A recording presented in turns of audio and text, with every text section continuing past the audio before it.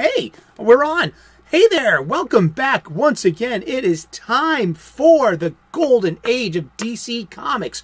365 days where I take this much-loved hardcover coffee table book given to me by one of my best friends about 2 decades ago. It has been surfing my coffee table ever since, and it is an amazing, spectacular source of comic book conversation, the kind we used to have in the comic book shops. And I want to recreate that here with you now, today.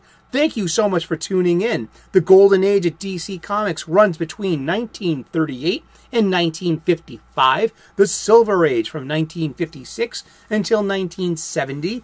The Bronze Age, I'm a Bronze Age baby, from 1970 until 1985. And the Copper Age begins in 1985. This is a 2004 Abrams publication. It is written and curated by Les Daniels, Chip Kidd, and Geoff Spear, and there is a link in the description to Amazon where you can pick up your own copy, new or used, between $25 to $8 respectively, and you could play along at home, and I know it makes a wonderful gift. The purpose of this show is we're going to use this book for its intended purpose. 365 days, we're going to open up to today's date. We're going to look at some comic book art. We're going to read the blurb, and then we're going to talk about comic books for a few minutes, and we're going to talk about comic books every day for the rest of the year. Yes! And what I like to say in every episode now is to remind you of the importance of escapism. Activism is very important. It really is. The world needs help. People need help. Nature needs help. Yes. But escapism, I believe, is equally as important. We need a break from our problems. We need a place to go that is not this earth with its problems. We need to be spirited away to an imaginary place, whether it's outer space or a time long ago with magic. And, whether it's our comic books, our movies, our art, or our music, or our sports. Activism is pretty obnoxious right now, thinking it has the entitlement to invade our spaces and to tell us, the established fans, what we should be doing with our spare time. Seriously, only a complete asshole would be completely rubbing your nose into this kind of crap every single opportunity they get. These are not platforms for your ideas. These are very vital pieces of people's imaginations. And I'm sticking to this. And I respect activism, and it has its place. But it doesn't have to continually be in our fictions. And so thank you so much for tuning in. I hope that you are feeling wonderful. And pick up a comic book. Check it out, And so let's crack this book open. It is June the 19th. It's a double holiday today as well. It's Father's Day, and it's also Juneteenth. We'll get to that in just a moment. This is art by Win Mortimer from the cover of Superboy, number 18, February-March of 1952. And, no, Pa, that's our Superboy. There's Pa and Ma Kent. Martha, why did you say that name? Yeah, that's Martha Kent. That's John and Martha Kent. Those are Clark Kent's adoptive parents. And there's Superboy painting the fence. It's Father's Day and, giving John a day off. They live on a farm, in Smallville, Kansas. And so, chores got to get done. And the kids are supposed to help out, aren't they? And so let's read the blurb. And this was written in 2004, so there's no mention of Juneteenth. We're going to get to that in just a moment. Father's Day. Going back to the time of an agrarian society, fathers have dreamed of the day when their sons would grow up and take over the chores. And they were all probably a little disappointed when they didn't get a Superboy. This idyllic scene of life in Smallville may have been deliberately devised to recall an episode from Mark Twain's classic novel, The Adventures of Tom Sawyer, from 1876. Lacking Superboy's natural gifts, Tom used psychology to convince other kids that whitewashing a fence was bucketfuls of fun. That's right. Remember that? It's Tom Sawyer had an angle. He did. And he convinced people, he persuaded people to do his work for him. Yes, today's Tom Sawyer. He gets high on you. The energy exchange, he gets by on you. Yep. And it's Father's Day. Happy Father's Day to all the fathers out there. All my friends are fathers. I'm not, but they are. And they are some of the best men I know. And their kids are great. And they are good fathers. And I know firsthand that fathers are important. And that fathers need to be part of their kids' lives. And it just...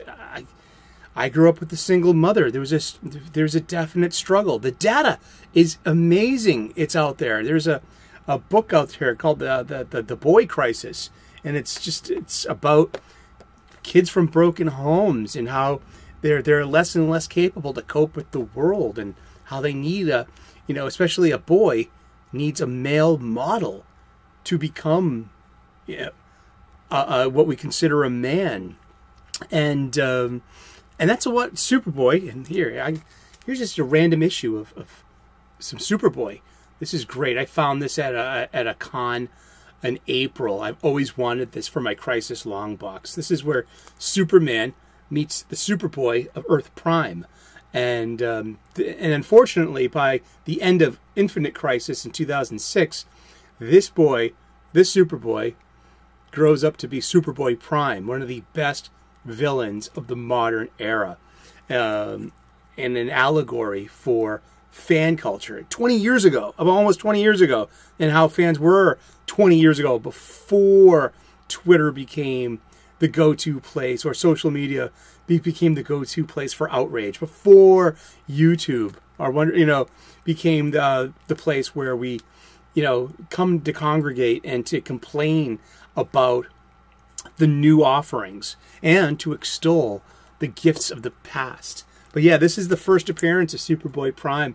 I paid $30 for this. It's worth every cent. It's a decent story, but that's going into my Crisis Long box. But today is also Juneteenth. What is Juneteenth? It's important. Juneteenth, officially Juneteenth, National Independence Day, also known as Jubilee Day, Emancipation Day, Freedom Day, and Black Independence Day, is a federal holiday in the United States commemorating the emancipation of enslaved African Americans. It is also observed for celebrating African American culture. Originating in Galveston, Texas, it has been celebrated annually on June 19th in various parts of the United States since 1985. The day was recognized as a federal holiday on June 17, 2021, when President Joe Biden signed the Juneteenth National Independence Day Act into law. Juneteenth's commemoration is on the anniversary date of June 19, 1865, the announcement of General Order No. 3 by Union Army General Gordon Granger, proclaiming freedom for enslaved people in Texas, which was the last state of the Confederacy with institutional slavery. President Lincoln had issued the Emancipation Proclamation on January 1st, 1863, and it took a while for it to get into effect, especially we needed to win the Civil War first in order to really enact the Emancipation Proclamation into the rest of the states, especially the former Confederate states who had lost the war and were just brought back into the Union, kicking and screaming. But you know what? Yeah, boo-hoo for them, right? But it makes me think about who was the first black character, superhero, that I was aware of as a kid. I've been thinking about this for this episode, and I come down to Black Vulcan of the Super Friends. Black Vulcan was basically a ripoff of a pre-existing comics character named Black Lightning. And Black Lightning's creator, Tony Isabella, was in a dispute with DC Comics. So Hanna-Barbera changed Black Lightning into Black Vulcan. And in 1977, he premiered as part of the superheroes team. And in 1977, I was going on 5 years old. And I grew up an inch away from the television. We had cartoons, Saturday morning cartoons. And literally, Saturday morning was, my entire focus was getting to Super Friends. Seriously, that was like, I woke up early, there's 5 o'clock in the morning, there's Baba Papa, there's, Jabberwocky, then there's Captain Bob for an hour. He had a great art station, 2 camera setup, just, art, kind of think Bob Ross, but more Boston local. And then 7 o'clock comes on a Saturday morning, and that's when the cartoons start. And Super Friends aired twice, so you had a rerun, and then a little later on, you had the new episode. And so Black Vulcan was an African-American character, electricity-based powers. He could shoot lightning. He could form lightning at from his torso down, so he could fly. And he also was introduced with 3 other characters. Apache Chief, who was Native American. Samurai, who was from Japan. And El Dorado, who was from Mexico. And this was in 1977. And apparently, remember, there was no diversity in comic books or in fiction before 2015. Remember? Yeah, no, no one really believes that unless they're like 20 years old. But yeah, I would have to say, well, there was Easy Reader, who is on the Electric Company, a PBS show about learning how to read. And there was a Spider-Man segment, a live-action Spider-Man segment, where Spider-Man would think and talk in word bubbles. So you would actually have to know how to read in order to get Spider-Man's part in the live-action show, which was really cool. Easy Reader was played by Morgan Freeman. He was wicked young at the time. Check it out on YouTube. Look up Easy Reader, Electric Company, and you'll see a very young Morgan Freeman acting wicked cool. Yeah, it was really fun. But I believe, for me personally, Black Vulcan was my first African-American superhero that I was aware of. After that came a Cyborg of the Teen Titans. And yeah, that's my story. And happy Juneteenth. And happy Father's Day. And God bless you. Thank you so much for tuning in today. We're going to be talking about comic books every day for the rest of the year. So tune in tomorrow, 3 p.m. U.S. Eastern. We'll find out who we're talking about when we turn the page. Please like, subscribe, and turn on those notifications. I would love to earn your subscription. I'm a professional chef. I share with you some cooking hacks. I'm a spiritual guy, an ordained minister. We get spiritual on this channel. We talk about gratitude. We also talk about comic books every day. So tune in, be part of it, and thank you so very much for tuning in. God bless, namaste, good luck, and we will see you in those funny pages. Cheers.